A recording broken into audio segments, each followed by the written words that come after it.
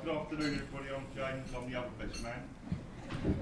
Before I get started, I'd just like to say, I did ask Dad if there's anything I couldn't say, and he said no, Sally, I do apologise. I'd like to point out how radiant Sally looks today, every bit beautiful bride. As for Dad, my dad always said, if you haven't got anything nice to say, don't say anything at all. At least the try hard. I'd also like to say how beautiful the bridesmaids look today. Robin, Steph, Dan, Rebecca and Katie, and what a great job you've done over the past couple of weeks. Now, let's get down to business. I'd like to thank Joe for a very boring speech, and I'm pleased that for once he didn't drop it. Well done with the sentimental crap. And Joe, after that bum licking, I think Dan and Sally are biting at you. Now, I'd like to take you back to when Dad and Sally first met. Dad logged on to desperateandlonely.com.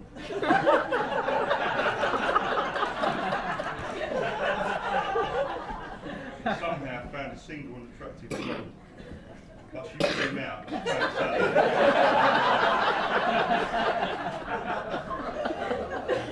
So they agreed to a date, and after swapping pictures, they still wanted to meet. They were both nervous as the big day arrived, and upon meeting, all seemed well until Sally got a sniff of Dad's high karate aftershave and could finally focus on his African shirt, and she became violently sick. It was a great night and a good start. As Joe mentioned at least 20 times, Dennis is a great dad, always there when we needed him and supportive in everything we did, more so when we started dating and young girls were coming round.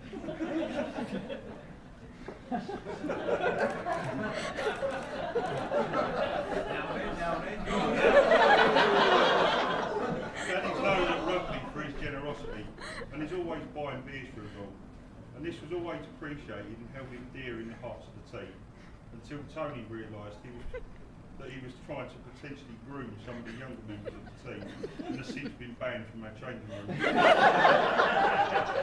club was recently visited by an investigating officer from Operation Unitary. Talking of rugby, it's a massive part of our family life. So when Joe and I first went to play at our skins, Dad made a decision. As a West Ham fan, he was used to a team that were non-achievers, and so obviously became our biggest fan.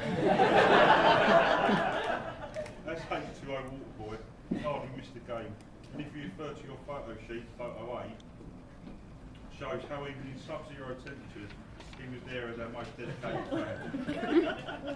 It has been recognised by everyone at the club that Dennis only has one son on the pitch. On many occasions last season, I had suspected broken bones, concussions, dislocations, and shed a gallon of blood for a broken nose twice.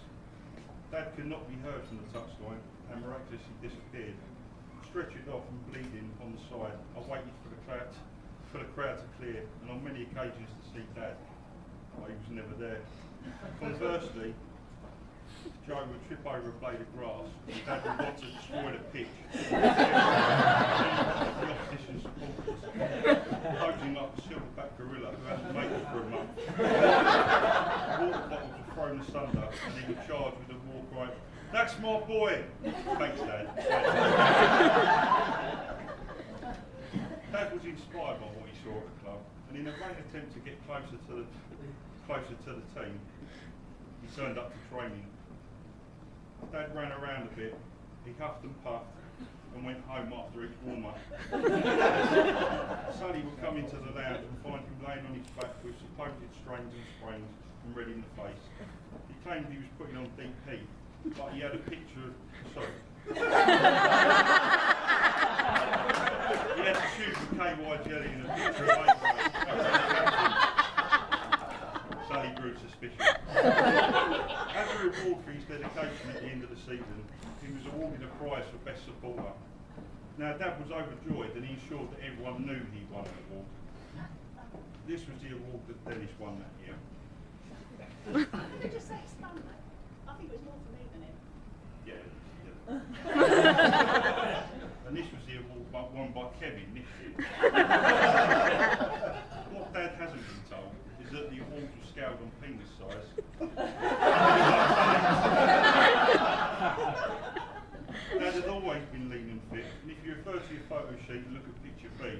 As you can see, Dad's affinity with his pets was strong, as he often tried to mimic his pet hamster.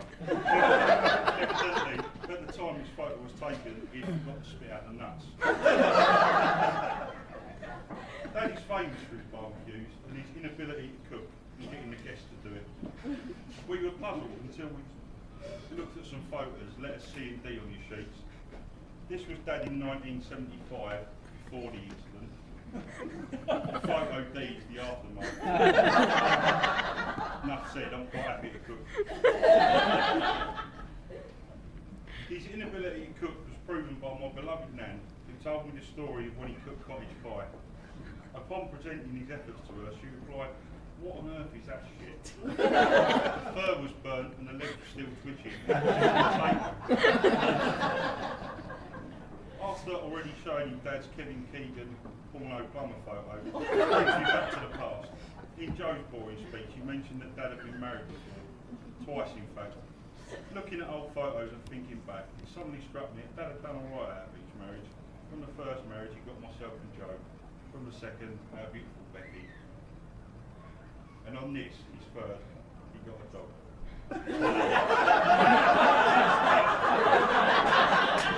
No, not you, Sally. Like, after a bottle of red wine, she's a lovely man.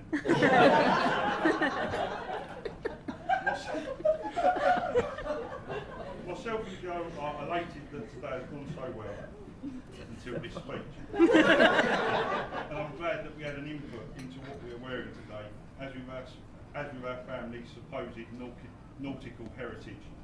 We don't have to dress up like fucking sailors. Put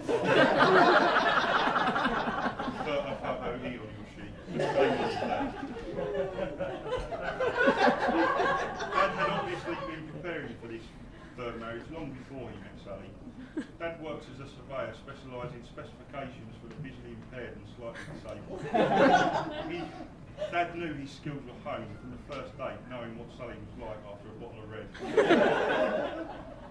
I would like to apologise for any offence caused during this speech, from either its content or my swearing. But I've only just realised the trauma Dad has caused me. Between rugby rejection, sailors' outfits, African shirts and hereditary baldness, I have no hope. Cheers. Well, we've got Joe. Right, joking aside everybody, I'd like to raise a toast to Dennis and Sally, newlyweds.